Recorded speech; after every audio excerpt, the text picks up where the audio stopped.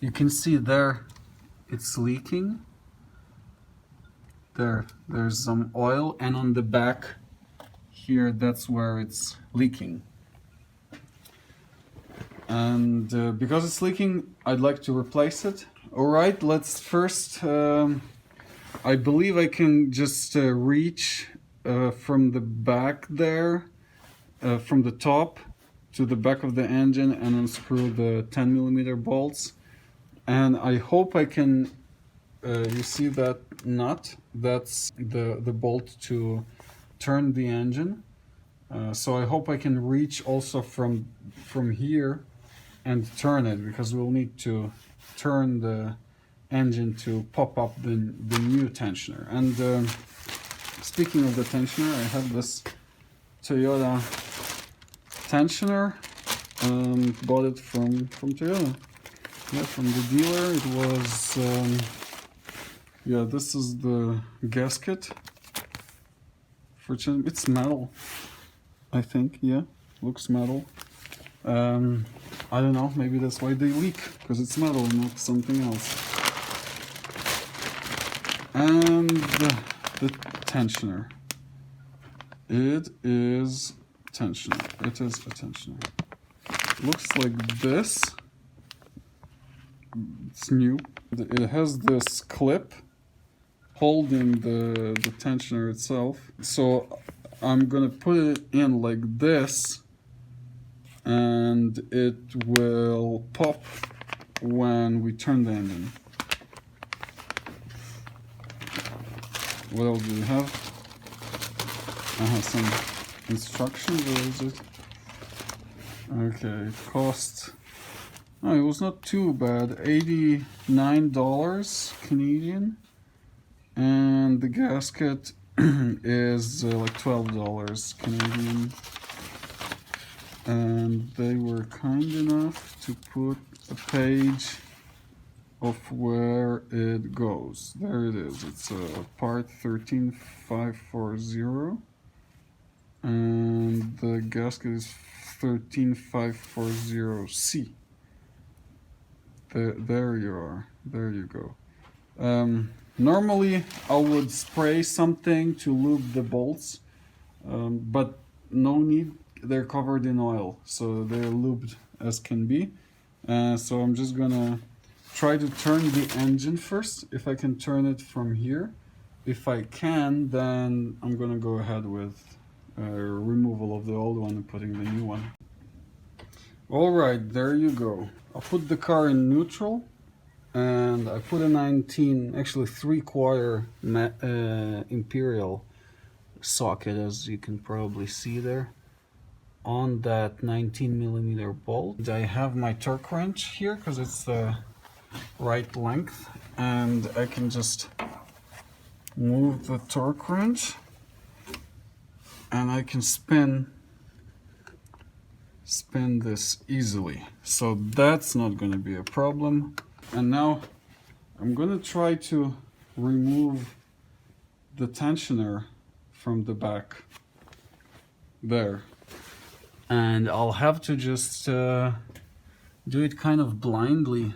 You see there's the oil leak, and there's no good way to film this part. It's in an awkward place somewhere there, and I need to take it off. So the two bolts, and there's a clamp that's holding this wire, so it's kind of easy to remove that clamp because it's in the way. To remove that wire, actually, yeah, with the clamp, because it's in the way, and then you have access to the bolts. And the clamp works exactly like it works here, for example. You would need to raise this tab and then lift it. So there's the tab, you raise it, and then you can just pull like that, and then it clicks back. This one actually is not attached, but that doesn't matter. This one, for example, lift the tab and then you pull, and it pulls out, and then it clicks back. So it's the same principle there. You do that, you remove it, it's out of the way, and now it's much easier to get to the bolt. So there you go. The two bolts are out, and I can take them off, and this one as well. Oh, sorry.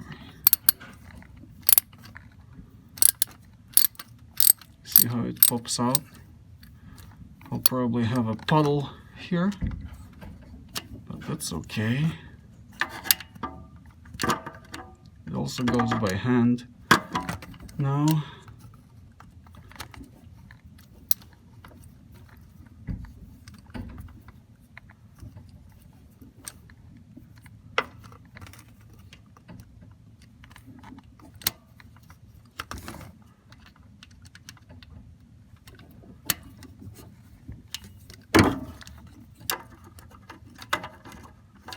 It goes by hand slightly.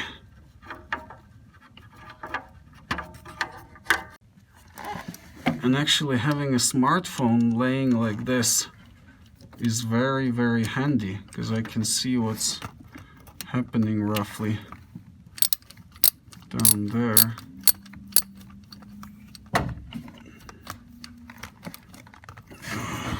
It should go by hand now, but sometimes my ratcheting thing doesn't ratchet back.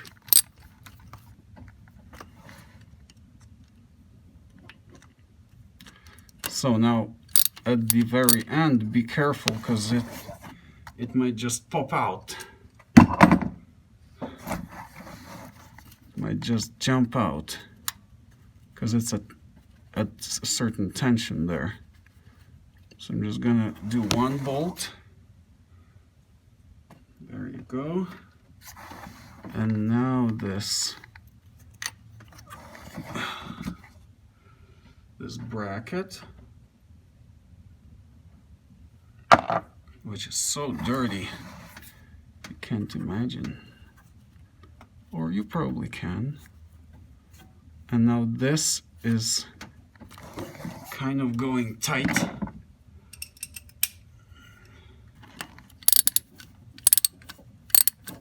And at a certain point it just pops out.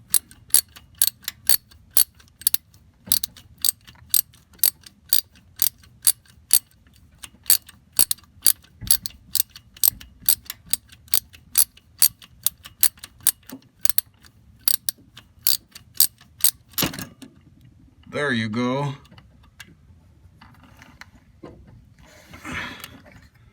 I have the bolt. That's fine. And now the mechanism itself. There you go. It was like this. So there you go. Here it is. I can compress it. I can actually compress it by hand slightly, but I should be able. So if I would be reusing it, I could probably compress it and put it back, but I have a new part, so it's not gonna happen. And I'm just gonna prepare my new one exactly like this. Exactly like this. And I see that the gasket is actually relatively clean, relatively okay-ish.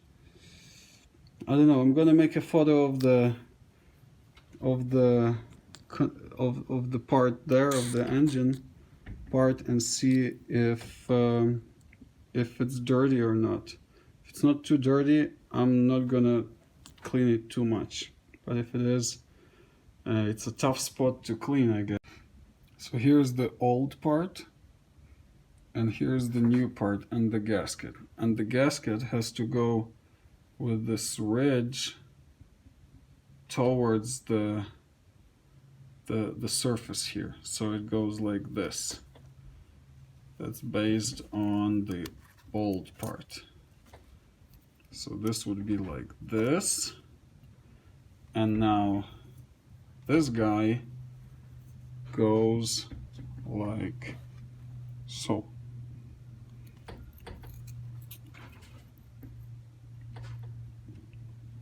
And then when you tighten it, there's this tab here that's helping it not to turn all the way. And that's it. Let's pop this one in and tighten the bolts. So it turns out it doesn't really want to go in that smoothly, so you have to really compress it with one hand and put the nut with the other hand, but thankfully there's enough space so you can put two hands in. Now this bracketry goes in.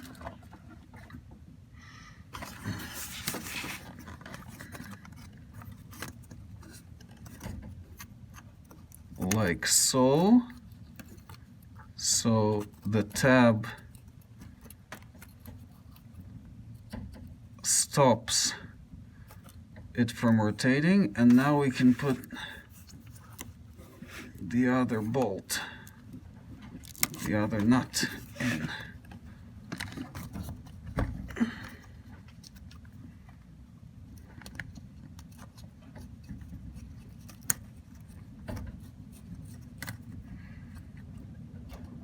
Okay, now I think I can tighten it and then rotate the engine.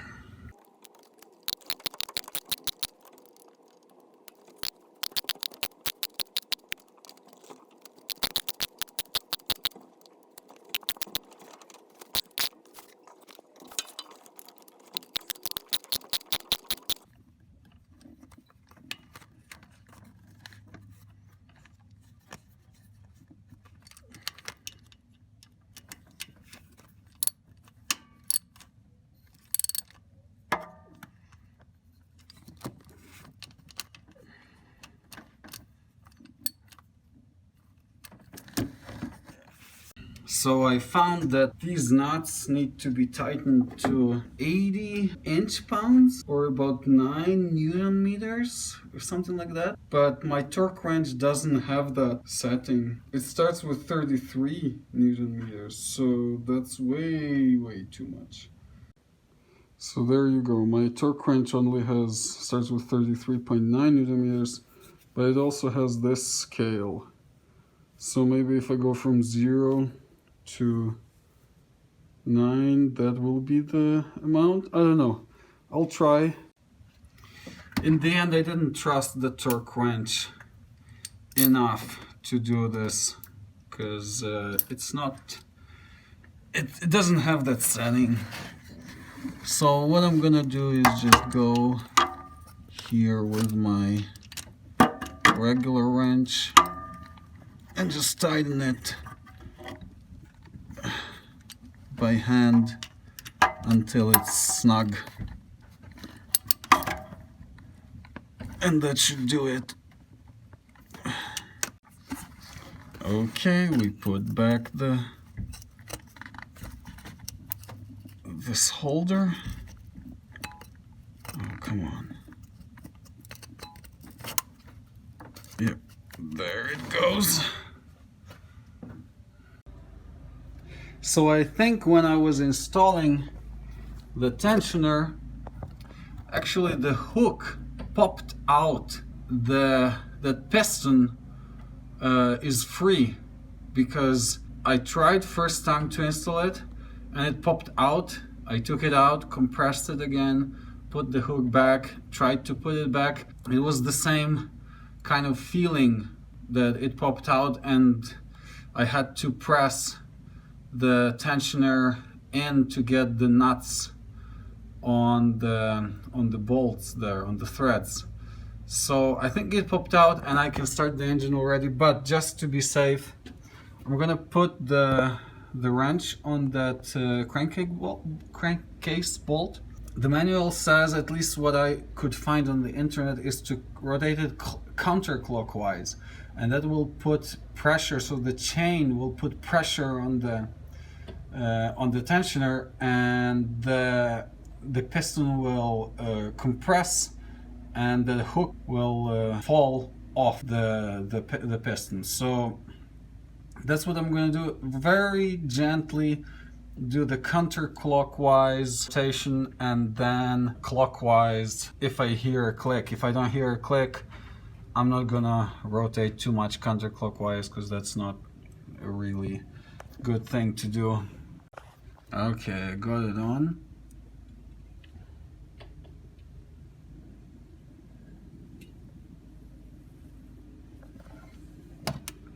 I didn't hear anything terrible, just slight little noise, not really clicking.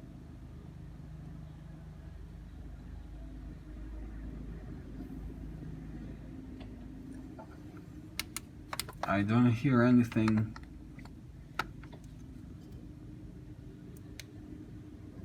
The worst thing that can happen is the chain can skip a tooth, and then it's a big trouble.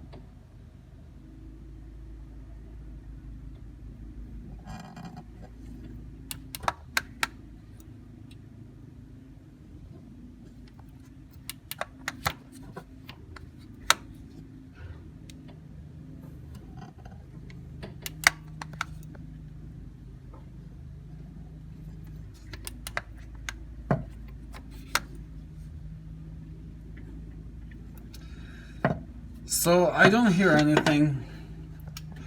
I think it's already released. So I'm just gonna turn a bit clockwise. So now I'm gonna rotate clockwise a bit.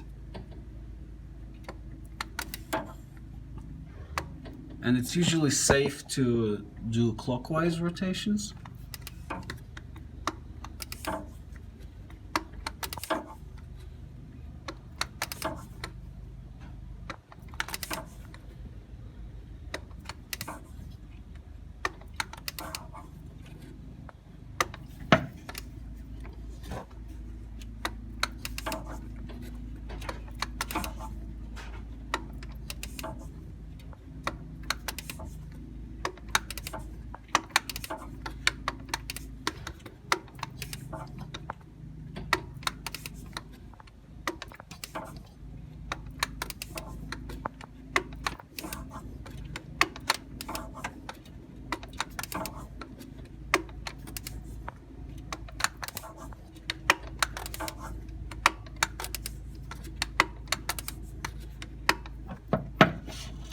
So I roughly did the whole rotation, and now it's ready for the startup.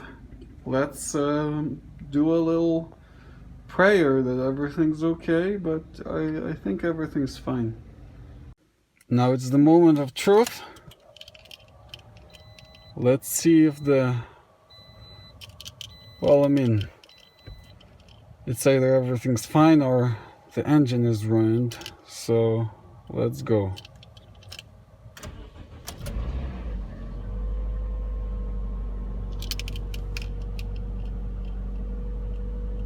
I heard a little bit of noise there from I assume the chain, because there was not enough oil, maybe. Just a slight amount. But it started fine and it's working fine. Pouring like a kitten. Thank you very much for watching, and see you in the next one.